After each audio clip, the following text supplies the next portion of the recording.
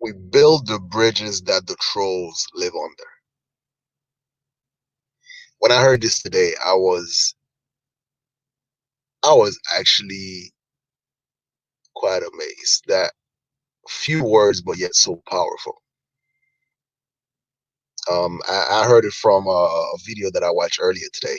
From I think it was posted on Penny Prowl's channel. It was from Fake Mgtow Syndicate, right? And because see, I grew up in Haiti, and I had a lot of good memories as well as I had a lot of bad memories. I remember in 1991 when the I experienced my first overthrow of government. Well, my first conscious one, because there was one that happened in '85, a year later after I was born. But the one that I could actually clearly remember, the death tolls, people rushing away from the marketplace as the soldiers come through and actually just spray everybody. My mom risking her life, try to make sure that she buys certain food and stuff like that before they all ran out. I remember going to school, and then we would sometimes pass over bridges to which there would be like a dead body underneath. I also remember when the president came back in 1994, and then the revenge that took place on the people that actually used to create some of these massacres. I remember the person to which the whole neighborhood actually put a tie around his neck before they light it on fire. I also remember the grim satisfaction of the people as they actually butchered someone that was considered to be a troublemaker, a criminal, someone that actually abused their power, or someone, the weasel type. And then I come to the States to realize how privileged some of the folks here are, to which the only problem which you face is women. The problem that you actually face in life is whether or not your women are nice to you, or they're not letting you be the man of the house. They're not letting you put your pants on. And I found it amusing. But my message here on YouTube, it's not solely to actually focus on that aspect. I mean, sure, I talk about it from time to time because it's fun. It's it's amusing to actually to hear grown men sounding like rape victims. Even though I sympathize with some, I do understand where they're coming from. But coming from such a harsh place, to which that was nothing at all. That was no issue at all. However, growing up in Haiti, one of the things that actually taught me was what is true wealth, what is true currency. And it wasn't about how much you had on your bank account. That can be taken away anytime. Or you die, who can inherit it? The bank cannot give it to your family. It wasn't about the money that you stash at your house. It was quite known that people would actually run up in your house and actually take what you thought that was yours. Uh, True wealth was the trust that you would actually have within your neighbors. True wealth was a level of connection that you had with people, a sense of community. True wealth was the trust you had among brothers, sisters. True wealth is knowing that when life is struggling, that somebody can reach out to my mom and actually ask for help, and my mom would actually try and actually help them out, and vice versa. Because I remember, even though I would have, like, money to go to school, to actually, buy some food to eat, what I would try to do is, like, I would try to stuff myself in the morning, right? Eat a lot, and then I would save that dollar, and I would just let it accumulate, because I know at the end of the month that my mom would probably run out of money, and then I would just sneak that money back into her purse somehow. She'd be like, "Oh my God, look at that! I just found $50. I thought I spent all my money." All that shit. So whenever I try to talk about the value of family, the value of caring about other people, the value of actually find something to dedicate your life towards, it goes above a lot of people's head. It goes above the head of those who only see finances as true success. It goes above the head of those who only seek out carnal pleasure, such as cheap thrills, prostitutions, so on and so forth. Those folks cannot understand the value of trust. They cannot understand the value of love. They cannot understand the value of honor. They cannot understand none of that stuff, because these cannot be measured in wealth. These cannot be measured in dollar sign. It is something that you cannot feel, you cannot touch. Well, you can definitely feel it, but you can't touch it. And you can't buy it. So when they come across people that were able to achieve these things, that were able to experience such emotion, that were able to create such bonds, to build bridges and reach out to other people that share similar value despite their differences in ideology. But they share those values. They share the trust, the type of good character. So they seek to destroy it. Because trolls are not builders. Trolls are people that their functionality in the real world is meaningless. There's no value within themselves.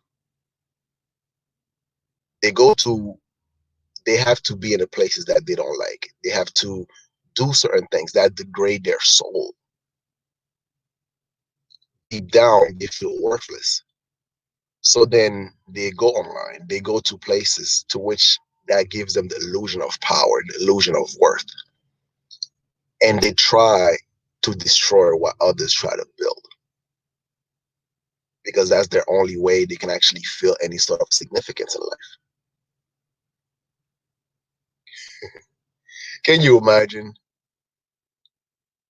trying to make others feel like you are important by trying to message them every fucking day just to tell them that you are important?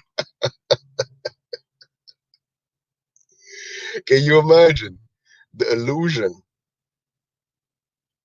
of self-grandeur you have to feel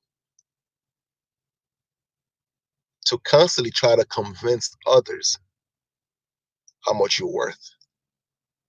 If that was the case, you wouldn't have to advertise it. You would have to do none of that. But you feel the need to convince others that you are important. That's because no one in life see you as somebody that is important. Your father probably run away.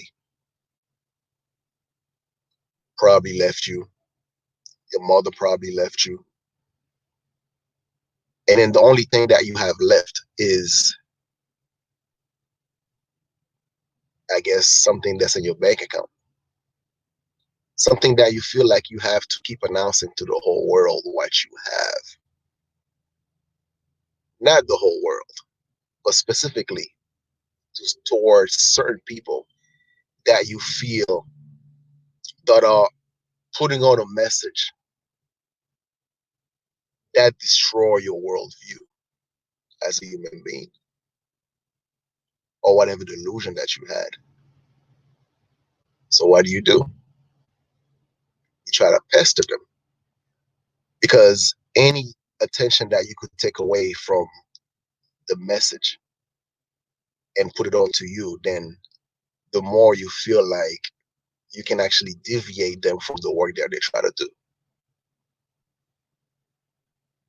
You see, trolls are not that complicated. I mean, I had one that I had a lot of fun with him.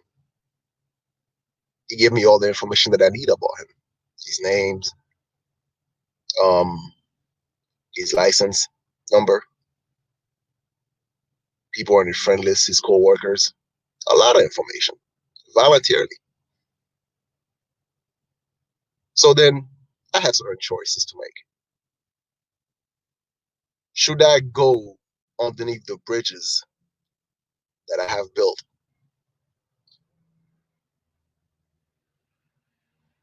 and actually throw rocks at them, contact their jobs, show them all these messages in a Me Too era in the state of California? That could be quite an annoyance. Having your employer watching your activities online and how you waste their time and their clock to find out what you actually do, and how that would actually bring down some sort of negative press to their firm, possibly even lawsuit. But that deviate from the message I'm trying to talk about. That part is easy. Would cost me a couple of dollars. I'm sure it'll be quite fun as well. But what's the point? Because as my channels grow, so will the trolls. So then, therefore, am I willing to actually spend that much energy to destroy one troll when three of them would actually arrive? And not only that, then you actually give the trolls the victim card. You give the trolls the possibility of deniability, of saying that, hey, look at me, I'm a victim. Never mind, I didn't do anything to deserve this. I lost my job. Do you know how expensive California is? And I have to suck dick for a couple of months till I get a new job.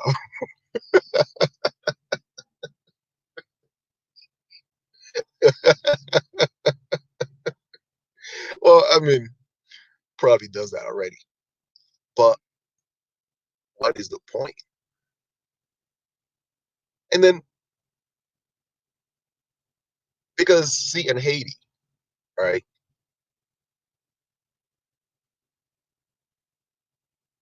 people tend to watch out to what they say and what they do, because they know that there are consequences to their actions.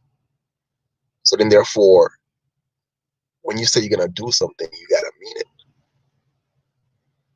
But in a land of privilege, in a land to which you can actually hide your sleazy way behind a computer screen, because trolls come out at night. Trolls tend to stay behind the shadow. In the real world, in their work, they have to kiss ass. They have to pretend to be somebody they're not. They have to be that weasel, slimy looking individual who pretending to actually have morals, who pretend to actually be decent human being. But in a few steps, once you find out who they truly are, then that's when they panic because you shine the light on them. But I figured out the solution was better. So that's why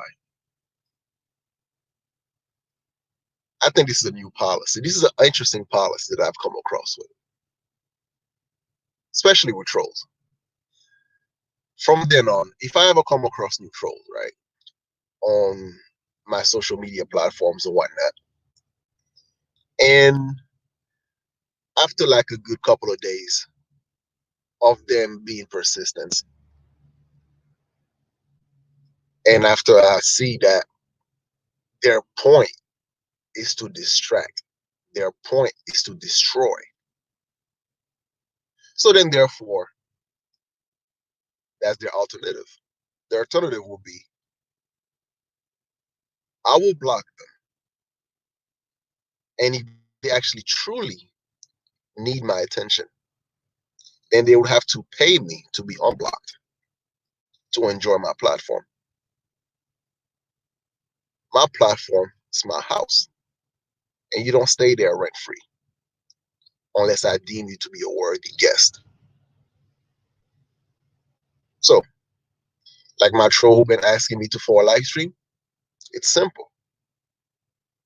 You want a live stream? $500 for an hour. Hey, I mean, all that bragging you've been doing, showing me your bank account. I know you got a player. So, you truly need my attention that much, that bad? $500 for 1 hour of my time. And if you want to comment, you want to get back on my Facebook and whatnot, sure, no problem. I'll block you. I will unblock you for $15 for probably like a day. And after that, I will block you again. So then you would have like a whole 24 hours on my Facebook to talk shit. And after that, I will block you again. And you're going to have to wait until you send me another Cash App. And then I will unblock you for another day. And then you talk shit. And then once the 24 hours is done, I will block you again. So show me how much you truly need my attention. Show me how much you truly want to tell me something. Go ahead, Pepper. See what you got. Well, anyway, now I talk about the bridges that we build. We build the bridges that the trolls live under. I mean, it's like, I had to think about that quote, right? And I'm thinking about like all the different people that I've come across, that different ideologies from them. Take a guy like Shaolin Fantastic. Awesome motherfucker. You know, I met him through YouTube. Different opinion, different perspective. But yet, for some weird reason, we get along. Because there's something about him that is truthful, honest, trust. Someone that I know that if I'm ever in a jam, if I'm ever like in a fucked up situation, he got my back. Just like I know that if he's ever in a fucked up situation, I got his back. You know, someone like JJ Wilson, who subscribed to the ideology of SYSBM. Awesome motherfucker. Karate dude, travels all the time, go to different tournament. He's an awesome guy. Talk to him all the time. Or not all the time, but whenever I get the chance. People like Steven Rose, Kim, O'Shea, Big J, and now people in my close circle. My girl, Sirius, my best friend. Well, I got about like 3 best friends. Some of my family members, my cousins, people that I can depend on, they can actually depend on me. To me, that is wealth. To me, these are the bridges that I've built to create those connections. To me, that is true success. Because see, in Haiti, when we live in a place where you don't have things like Social Security, you don't have things like the welfare state, you don't have none of that stuff. Only thing that matters is your words. So then when my dad went to the States, you know, his words meant that he would take care of us. He would not forget about us. And he worked his ass off to make sure that we were able to survive in Haiti. My mom, she's a tough freaking woman. Despite some of the differences that we had growing up, and I understood how Haiti was, and I understood what type of woman she had to be. Still,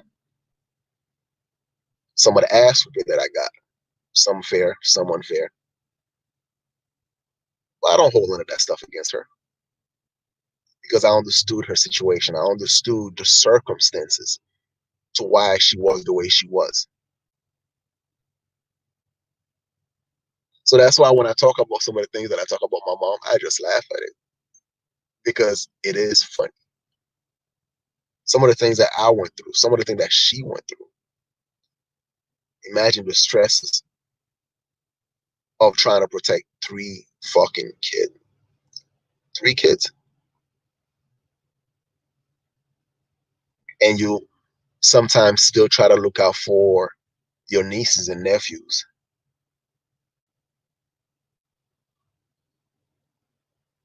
That is wealth to me. Family. That is true wealth. Good friends. Good people. Great people. That's wealth. So if you believe money is your path to happiness, hey, good luck to you. I'm not saying it is. I'm not saying it's not. I'm saying certain financial situation allow you to do certain things that can actually alleviate or make you accomplish some of the things that you want to accomplish. However, it's just a tool. There's a difference between the price of something and the value of it. Like I was telling my troll, last conversation I had with him before I blocked him was, hey, our ideology is different. Ain't nothing wrong with that. I value family over hookers, and you value hookers over family. At the end of the day, who's right or who's wrong, time will tell. But see, I'm not here to actually change anybody's mind.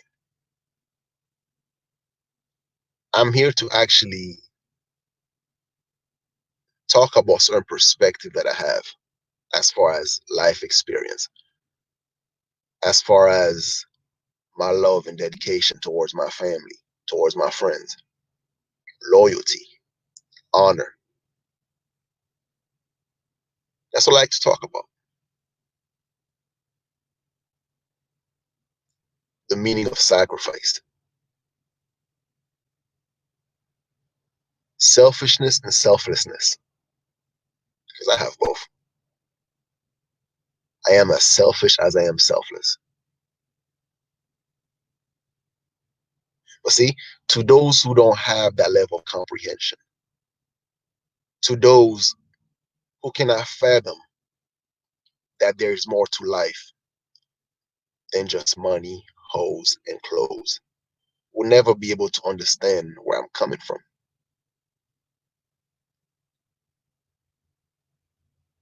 To those whose their worst pain was a heartbreak, they will never be able to see where I'm coming from.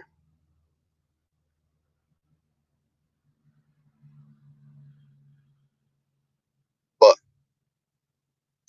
to those who knew what it was like to actually wake up and not knowing whether or not you're going to have anything to eat today, to those who actually grew up with father figures, uncles, granddads, dads that taught you how to fight,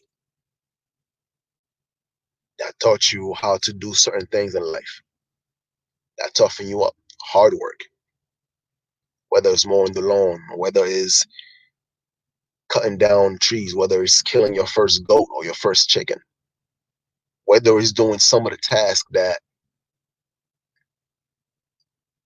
is unfathomed to the most privileged, yet the most self-proclaimed victims.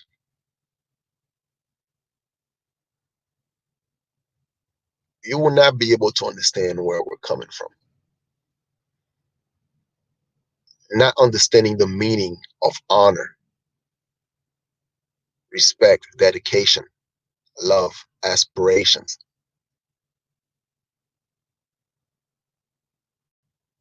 You won't be able to understand where we're coming from. And that's okay. It's all right. Because I'm not here to change who you are. I'm not here to change who you want to be. I'm not here to tell you to follow my lead. I'm not telling you to do none of that.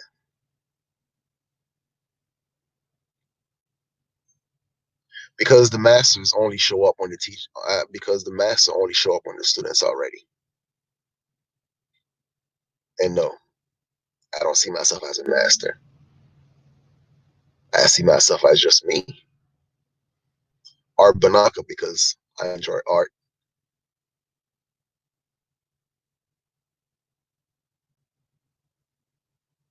And there's a specific flair to the world. From an observation perspective, I get to actually understand the world around me. It's like a blank canvas. And I create what I want. I create what I envision. And I get to focus on what I want to accomplish. But if you are a troll who actually wants my attention, it's just gonna cost you.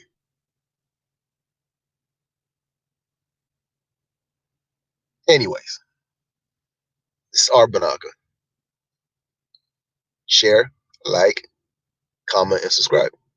Like I said, if you want to be unblocked from Facebook, $15 for a day. And if you really want to actually have me on a live stream, which you've been complaining about, $500 for an hour. There you go. Your move, pimping. Peace.